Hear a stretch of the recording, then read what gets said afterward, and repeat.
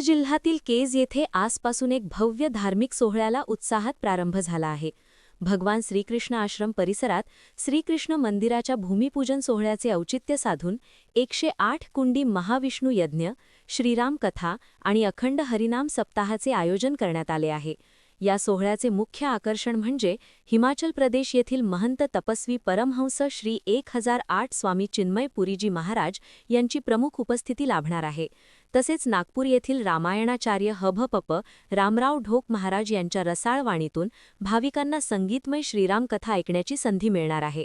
आज 11 मार्चपासून सुरू झालेला हा धार्मिक सोहळा 19 मार्चपर्यंत चालणार असून दररोज सकाळी 8 ते 11 या वेळेत 108 कुंडी महाविष्णू यज्ञ, दुपारी 2 ते 5 या वेळेत संगीतमय तुलसी रामायण कथा, तर सायंकाळी विविध धार्मिक विधी पार पडणार आहेत.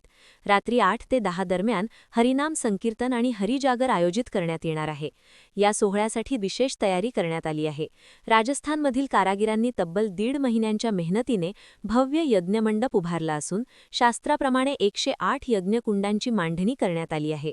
सुमारे 5000 भाविक बसू शकतील असा वॉटरप्रूफ मंडप तयार करण्यात आला आहे. याशिवाय भाविकांसाठी दररोज महाप्रसाद आणि अन्नदानाची विशेष व्यवस्था करण्यात आली आहे. परिसरातील सर्व भाविकांनी आणि धर्मप्रेमींनी मोठ्या संख्येने उपस्थित राहून या अमृततुल्य धार्मिक सोहळ्याचा लाभ घ्यावा असे आवाहन आश्रमाचे संस्थापक भागवत भूषण हभपप केशव महाराज शास्त्री आणि भगवान श्रीकृष्ण आश्रम परिवाराच्या वतीने करण्यात आले आहे.